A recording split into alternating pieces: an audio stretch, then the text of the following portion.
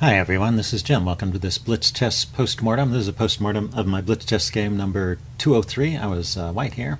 Kicked off with d4.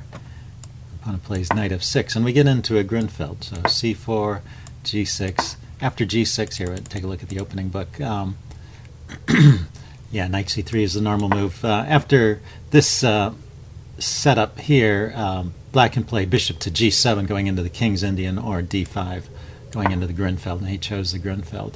And there are different ways to play this. You can play knight f3 and just kind of dare black to take this c-pawn. You can gather that back pretty easily.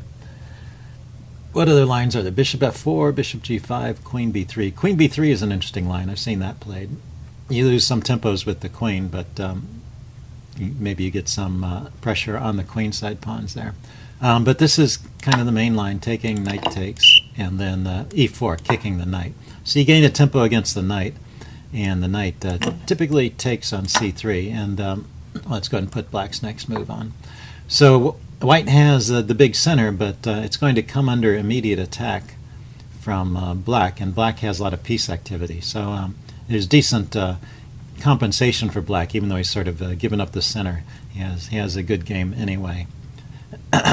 So I play bishop c4, which is kind of the old main line. I guess knight f3 is more popular these days. It does allow a pin. So the point of bishop c4 is that after castling, or c5, he castled, you can play the knight to e2. You didn't want to play it there first and block in the bishop, but now you can play the knight to e2. And now if the bishop comes out to g4 trying to pin the knight, you can play f3. So c5 just going after the center, and bishop to e3 shoring it up. So this is pretty typical Grunfeld setup. Black has lots of activity. The knight can come out and put more pressure on the center. The bishop is already in a fine post, and this pawn is attacking the center. White's got more of a defensive setup, but he's got a big center, which in the long run should help him out. So knight c6 is a typical move here. My opponent played c takes d4, which immediately clarifies the situation in the center, and then after knight c6, maybe we've transposed back into the main line. And I could just castle here, and probably should. Turns out there's this queen a5 check, which is a bit annoying. So after rook c1, which is what I played, that's what black should play here, is queen a5 check, and just get this a pin or something going on this diagonal. But my opponent played bishop d7, and now we're out of the opening book. But still, both sides are doing fine in this opening. I castle. Plays b6. I think b6 is a bit of an imprecise move. You'll see the evaluation shift there a little bit. So now white has a pretty good position. I think just weakened his knight here, and I was looking for ways to exploit it, but I couldn't find anything immediately. I settled on queen d2. Okay, still improved by the computer. He plays rook c8, supporting his knight. And then I went bishop h6, so maybe not the most precise move here. Yeah, kind of lets him off a little bit. So what is the engine like here? The engine likes bishop to a6. Oh, that's an interesting idea, yeah. Just making that rook move again. h3, keeping the bishop out of this square. That's disappeared here. Okay, so bishop a6, bishop to d3. I don't get that. Oh, bishop d3 opens up opens up the file for the rook, at least. Bishop to a6, bishop f4.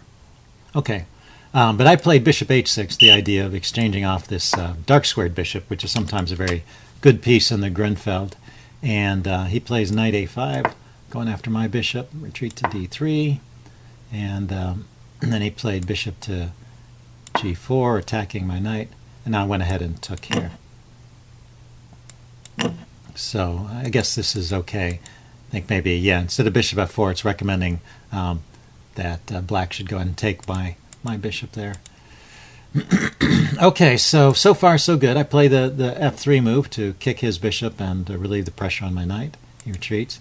And I play knight f4, which is not a bad move in itself, but it did do something that I was not paying proper attention to. One thing in the Grunfeld, if you're white in the Grunfeld, your advantage lies in this big center and the control that it gives you over these squares.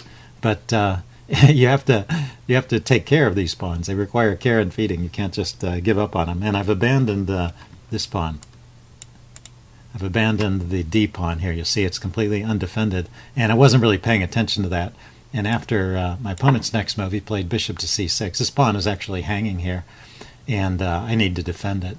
And instead, I was thinking of my own plans. I mean, bishop, rather knight to f4 was part of this plan to push the h pawn up here and try and weaken black's king. He stops it with h5, but it's a better move for him just to take the pawn, right? He should just take here. He takes with check, and I've lost an important center pawn, and rook f to d8. And yeah, he's just in good shape, and he's got a potential pin on my bishop there. So that was more important than playing h5. So h5 lets me off the hook, but I still didn't notice my pawn was hanging. This was kind of a blind spot during the game, and I'm just trying to maneuver. So this h5 move from black has weakened some squares around his camp, and so I'm trying to maybe get my queen in here, get my knight back, maybe do a sacrifice on g6. These are the ideas I'm thinking, and I'm completely neglecting my d pawn. So he plays f6 here, which is a bit of a weakening move. And now, yeah, the engine says I should just play d5 to protect my pawn. I continue. Well, I spotted this.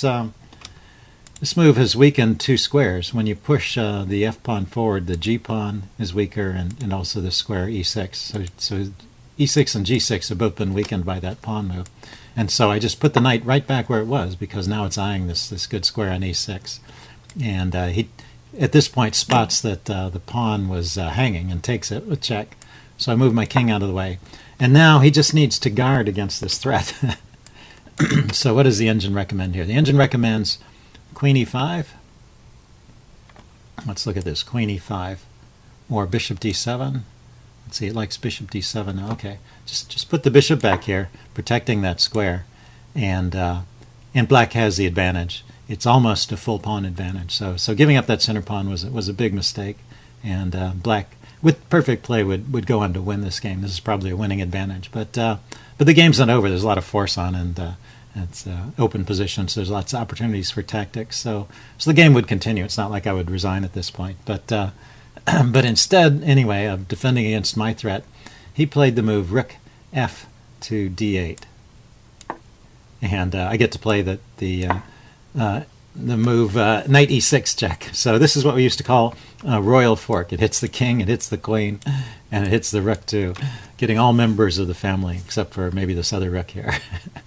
So anyway, pretty massive fork. There's not much to do here but resign. So my opponent did, and that's how it ended. But thought there were some interesting points earlier in the game. So hope you guys enjoyed that. Leave any comments you have in the section below, and I will see you again soon. Bye.